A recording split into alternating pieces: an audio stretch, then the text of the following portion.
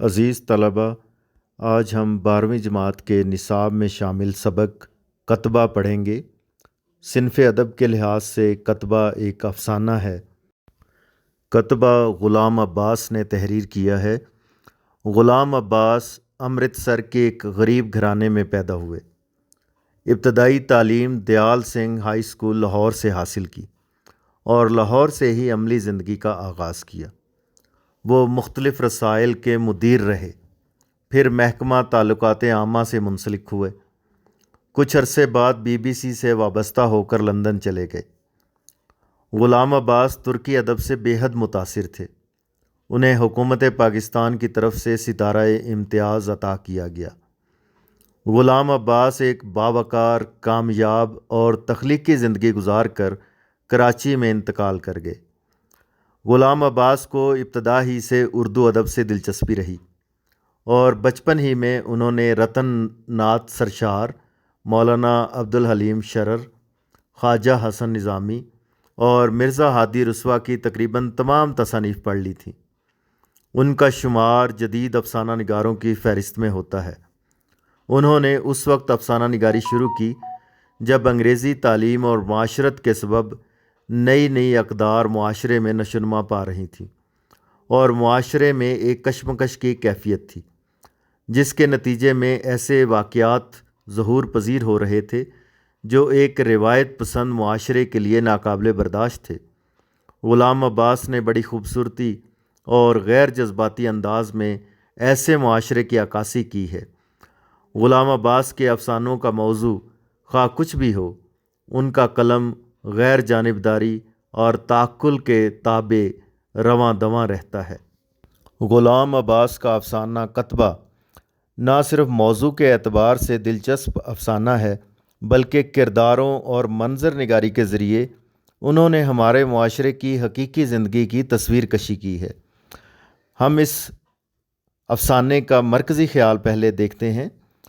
اس افسانے کا مرکزی خیال یہ ہے کہ معاشرے میں موجود عدم استحکام اور معاشی ناہمواریوں کی وجہ سے معاشرے کا مڈل کلاس اور لوئر مڈل کلاس طبقہ اپنی زندگی کی جائز خواہشات کو بھی پورا نہیں کر پاتا، اور ایک وقت ایسا آتا ہے کہ وہ اپنی انہی خواہشات کو دل میں دفن کیے ہوئے منو مٹی کے نیچے چلا جاتا ہے۔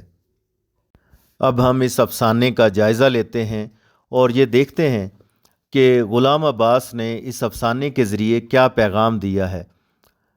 افسانے کا آغاز یوں ہوتا ہے کہ شہر سے 1.5-2 میل کے فاصلے پر پرفضا باغوں میں گھری ہوئی عمارتوں کا ایک سلسلہ دور تک پھیلا ہوا ہے۔ ان میں کئی چھوٹے بڑے دفتر ہیں جن میں تقریباً 4000 آدمی کام کرتے ہیں۔ دن کے وقت اس علاقے کی چہل پہل ان عمارتوں ہی میں محدود رہتی ہے، لیکن صبح 10:30 بجے اور سپہر 4:30 بجے اس علاقے سے شہر تک جانے والی سڑک پر دریا کے بہاؤ کی طرح رش ہوتا ہے۔ شریف حسین درجہ دوم کا کلرک تھا۔ وہ معمول سے کچھ جلدی دفتر سے نکلا اور اس پھاٹک کے باہر کھڑا ہو گیا جہاں سے تانگے والے شہر کی سواریاں لے جایا کرتے تھے۔ خلاف معمول تنخواہ کے 8 روز بعد بھی اس کی جیب میں 5 روپے اور کچھ آنے موجود تھے۔ وجہ یہ تھی کہ اس کے بیوی بچے میکے گئے ہوئے تھے اور وہ گھر میں اکیلا رہ گیا تھا۔ اس نے دفتر کے حلوائی سے 2-4 پوریاں لے کر کھائیں تھیں اور رات کو کسی سستے ہوٹل میں کھانا کھانے کا فیصلہ کیا تھا۔ تھوڑی دیر بعد دفتروں سے کلرکوں کی ٹولیاں نکلنا شروع ہوئیں۔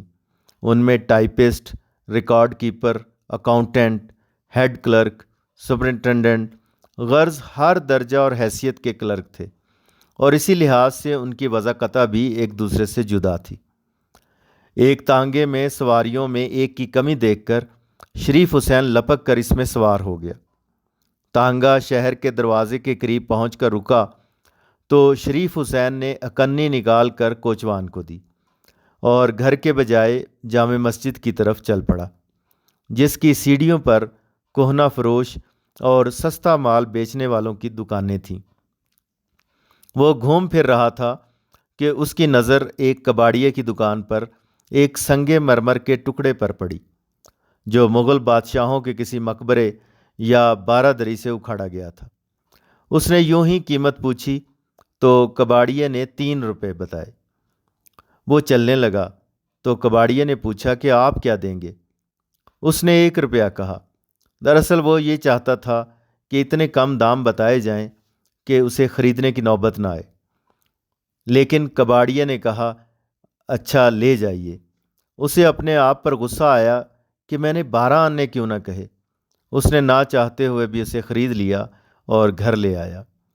رات چھت پر لیٹے جب وہ کروٹیں بدل رہا تھا تو اسے خیال آیا کہ ممکن ہے وہ ہیڈ کلرک بن جائے اور اس کی تنخواہ بڑھ جائے، یا پھر وہ کوئی چھوٹا سا مکان لے لے اور اس سنگ مرمر کے ٹکڑے پر اپنا نام کندہ کروا کے دروازے کے باہر نصب کر دے۔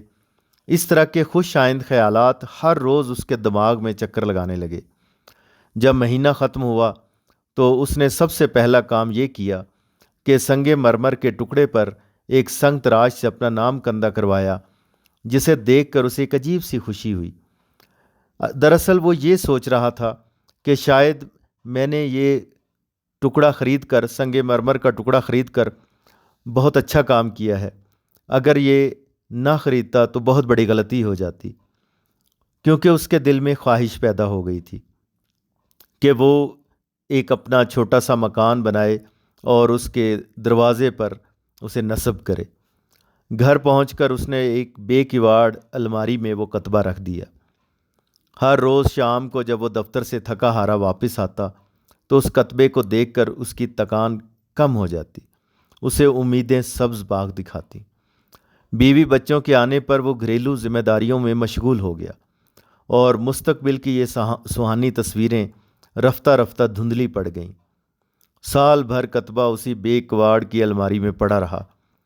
اس عرصے میں اس نے نہایت دیانتداری سے کام کیا اور افسروں کو خوش رکھنے کی کوشش کی، لیکن اس کی حالت میں کوئی تبدیلی نہ ہوئی۔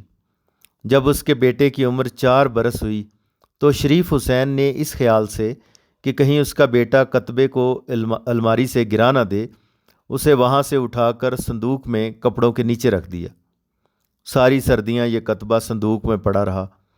گرمیوں میں بیوی نے گرم کپڑے رکھنے کے لیے صندوق میں سے فالتو چیزیں نکالیں تو کتبہ بھی نکال کر کاٹ کے ایک پرانے باکس میں ڈال دیا۔ پے در پہ مایوسیوں کے بعد جب اس کو ملازمت کرتے 12 سال ہو چکے تھے اور اس کے دل سے ترقی کے تمام ولولے نکل چکے تھے اور کتبے کی یاد تک ذہن سے محو ہو چکی تھی، تو اس کے افسروں نے اس کی دیانتداری اور پرانی کارگزاری کا خیال کر کے 3 مہینے کے لیے عارضی طور پر اسے درجہ اول کے کلرک کی جگہ دے دی جو چھٹی پر جانا چاہتا تھا۔ جس دن اسے یہ عہدہ ملا اس کی خوشی کی انتہا نہ رہی۔ اس نے تانگے کا بھی انتظار نہ کیا اور پیدل ہی بیوی کو یہ خوشخبری سنانے چل دیا۔ دراصل اس عمل نے اس کے دل میں پھر امیدوں کو جگا دیا تھا۔ وہ پھر سوچنے لگا تھا کہ جس طرح سے میری یہ ترقی ہوئی ہے شاید یہ مستقل ہو جائے، شاید مجھے اتنے پیسے ملتے رہیں کہ میں پھر اپنا مکان بنا سکوں۔ اگلے مہینے اس نے نیلام سے ایک سستی سی لکھنے کی میز اور ایک گھومنے والی کرسی خرید لی۔ اسے پھر سے کتبے کی یاد آئی، اس کی امنگیں جاگ اٹھیں۔ اس نے کتبے کو کاٹ کی پیٹی سے نکال کر صابن سے دھویا اور دیوار کے سہارے میز پر لگا دیا۔ اس نے خوب محنت سے کام کیا، لیکن افسوس کہ 3 مہینے بعد پھر سے اسے اپنی پرانی جگہ پر آنا پڑا اور اس کے بعد کا زمانہ اس کے لیے مایوسی اور افسردگی کا تھا۔ لیکن یہ کیفیت بھی زیادہ دن نہیں رہی۔ اس کا بڑا لڑکا 6ٹھی میں پڑھتا تھا اور چھوٹا 4تھی جماعت میں، اور منجلی بیٹی ماں سے قرآن پڑھتی اور سینہ پرونا سیکھتی تھی۔ بڑے لڑکے نے باپ کی میز کرسی پر قبضہ جما لیا اور وہ وہاں بیٹھ کر اسکول کا کام کرتا تھا۔ اس نے کتبہ اٹھا کر بے کواڑ کی الماری میں رکھ دیا، کیونکہ اسے یہ ڈر تھا کہ کہیں میز کے ہلنے سے کتبہ نیچے نہ گر جائے۔ سال پر سال گزرتے گئے، کتبے نے کئی جگہیں بدلیں۔ شریف حسین کو ملازم ہوئے 20 سال گزر چکے تھے۔ اس کے بال نصف سے زیادہ سفید ہو چکے تھے اور پیٹھ میں خم آ گیا تھا۔ اب اسے بیٹی کی شادی، لڑکوں کی تعلیم اور ان کے لیے نوکریوں کی تلاش کی فکروں نے گھیر لیا تھا۔ 55 برس کی عمر میں اسے پینشن مل گئی۔ اب اس کا بڑا بیٹا ریل کے مال گودام میں کام کرتا تھا اور چھوٹا بیٹا کسی دفتر میں ٹائپسٹ تھا۔ اس سے چھوٹا انٹرسٹ میں پڑھتا تھا۔ پینشن اور لڑکوں کی تنخواہوں سے بخوبی گزر بسر ہونے لگی تھی۔ اس کا ارادہ بیوپار کرنے کا تھا، مگر مندے کے ڈر سے نہ کیا۔ بڑے بیٹے اور بیٹی کی شادی سے فراغت کے بعد حج کرنے کو چاہا لیکن نہ کر سکا۔ پھر بڑھاپے اور کمزوریوں نے دبانا شروع کیا تو زیادہ تر چارپائی ہی پر پڑا رہنے لگا۔ جب اسے پینشن وصول کرتے 3 سال گزر گئے تو سردیوں کی ایک رات تند و تیز ہوا سے اسے نمونیا ہو گیا۔ کوئی 4 دن بستر پر پڑے رہنے کے بعد وہ مر گیا۔ اس کی موت کے بعد ایک دن بڑا بیٹا مکان کی صفائی کر رہا تھا کہ ایک بوری سے اسے کتبہ مل گیا۔ کتبے پر باپ کا نام دیکھ کر اس کی آنکھیں نم ہو گئیں۔ اگلے روز اس نے سنگ تراش سے کتبے کی عبارت میں تھوڑی سی ترمیم کرائی اور پھر اسے باپ کی قبر پر نصب کر دیا۔ بقول قتیل شفائی، لکھنا میرے مزار کے کتبے پہ یہ حروف، مرحوم زندگی کی حراست میں مر گیا۔ اس افسانے سے ایک نکتہ یہ بھی سامنے آتا ہے کہ کچھ چیزیں انسان کے مقدر میں لکھی جا چکی ہوتی ہیں اور انسان کو وہی کچھ ملتا ہے جو اس کے مقدر یا نصیب میں ہوتا ہے۔ نصیب اور مقدر ایک ایسا جال ہے جس میں انسان پھنس کر باہر نکل ہی نہیں پاتا، چاہے وہ کتنی ہی کوشش کیوں نہ کرے۔ ملنا وہی ہوتا ہے جو نصیب میں ہوتا ہے، اور خاص طور پر رزق۔ لہٰذا جو نصیب میں ہے وہ مل کر رہتا ہے اور جو نہیں ہے وہ ہاتھ میں آ کر بھی چلا جاتا ہے۔ اس میں آپ یہ بھی کہہ سکتے ہیں کہ یہ افسانہ اپنے اندر فہم و فراست کا دریا لیے ہوئے ہے، جس میں ایک جانب انسانی نفسیات کی خوبصورت عکاسی ملتی ہے اور دوسری جانب قناعت اور توکل کا درس بھی ملتا ہے، جو یقیناً قاری کے لیے اپنے اندر بہت سے معنی اور سبق لیے ہوئے ہے۔ اس سبق کو یاد رکھنے کے لیے آپ کچھ اشارات کی مدد لے سکتے ہیں۔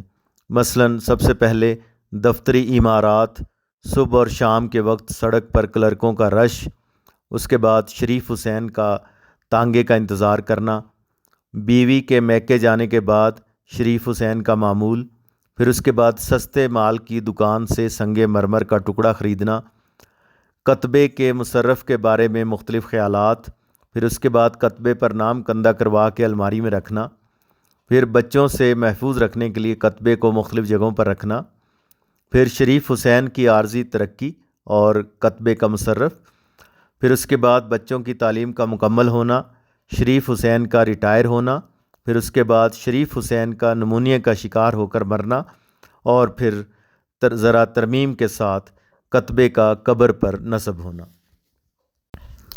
مختصراً ہم یہ کہہ سکتے ہیں کہ غلام عباس اردو کے مشہور اور ممتاز افسانہ نگار ہیں۔